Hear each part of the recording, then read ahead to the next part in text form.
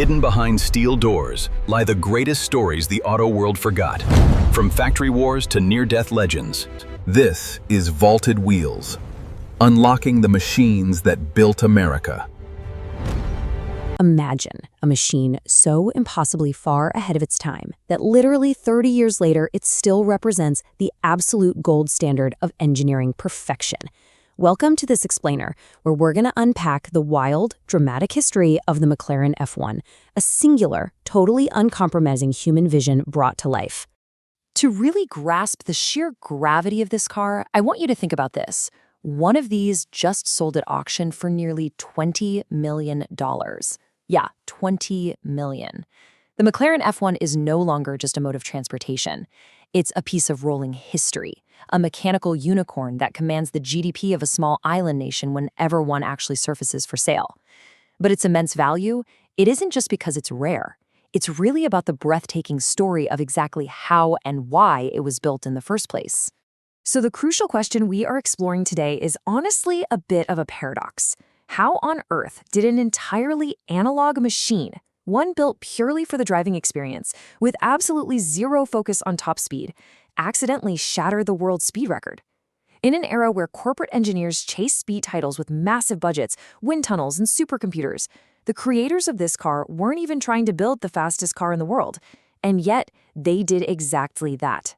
To understand how, we have to go back to the beginning. Section 1. The Airport Lounge Vision. The year is 1988.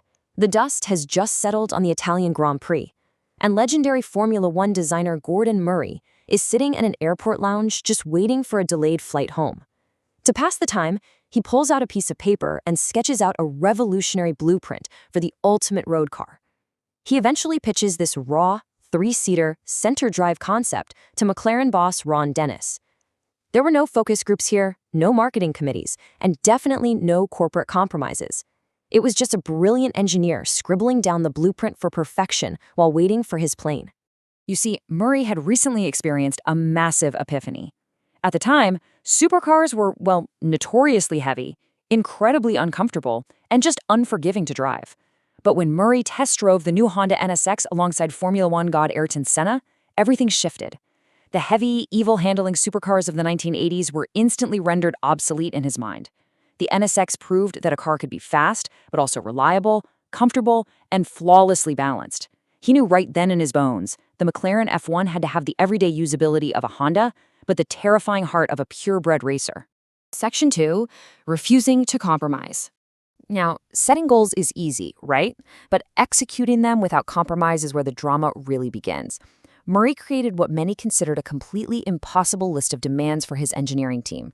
He prioritized absolute lightness, mandating the car weigh under 1,000 kilograms. To put that into perspective, your standard modern family sedan easily weighs twice that amount. He also demanded a central driving position, which completely eliminated the weird pedal offsets you get in left or right-hand drive cars, putting the driver at the absolute center of gravity. He insisted on a naturally aspirated V12 for instant throttle response, completely rejecting the turbochargers that were getting popular. And most importantly, zero top speed requirement. The goal was purely an unfiltered, natural driving feel.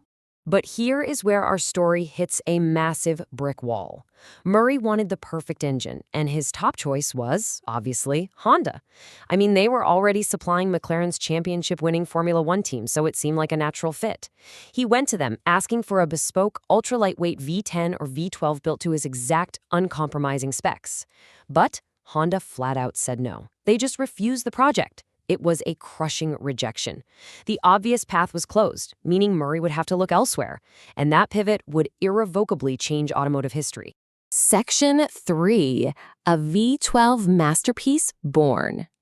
This rejection actually led McLaren directly into the arms of a rival powerhouse, BMW Motorsport.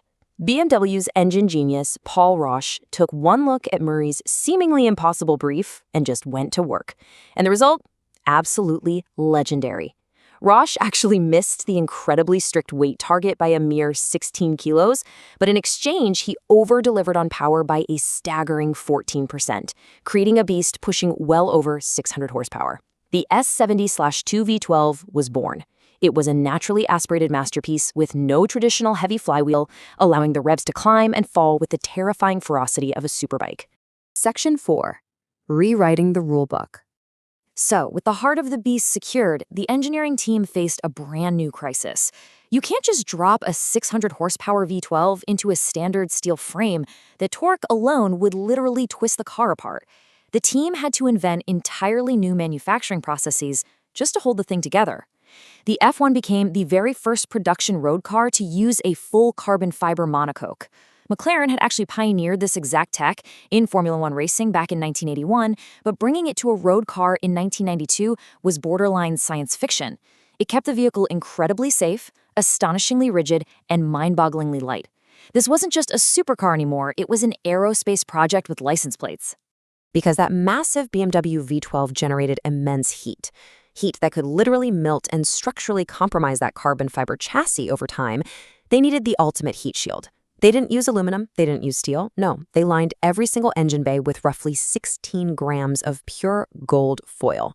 It looks wildly extravagant, right? Like something straight out of a James Bond villain's lair. But it was a decision driven entirely by pure cold engineering logic. Gold was simply the most efficient heat reflector available on planet Earth. Every single detail was a borderline unhealthy obsession. Interior metal plates inside the cockpit were shaved down to a microscopic 0.5 millimeter thick just to save fractions of an ounce.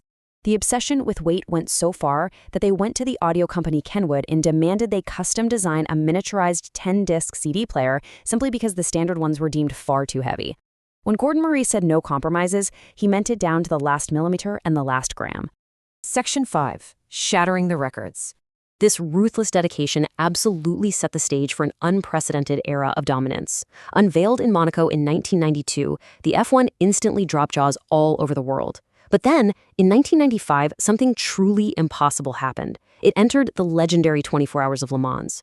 Keep in mind, this was a road car. It had air conditioning and a CD player on the dashboard. Yet it beat out purpose-built multi-million-dollar racing prototypes to win Le Mans outright. That is akin to a high school football team walking into the Super Bowl and taking home the Lombardi Trophy. And then, 3 years later in 1998, they took a prototype to a test track in Germany and smashed the production car's speed record, hitting an unbelievable 240.1 miles per hour. Today's hypercars hit those speeds using complex computers, all-wheel drive, active stability control, and massive turbochargers. The McLaren F1? It did it purely through mechanical grip, aerodynamics, and raw V12 power. There were no anti-lock brakes to save you, no power steering to ease the burden. It was just a human being, a steering wheel, 3 pedals, and 627 horsepower. It offered a terrifyingly pure, deeply emotional driving experience that simply does not exist anymore. Section 6. The last analog supercar. The automotive landscape has changed dramatically over the last 3 decades. But you know what? The craving for purity hasn't. Decades later, Gordon Murray actually launched his own automotive company and released the T50, which is widely considered the true spiritual successor to the F1. It mirrors the exact same philosophy, the central driving position, a naturally aspirated V12, this time from Cosworth, spinning to even higher revs, a traditional 6-speed manual gearbox, and an even lighter overall weight.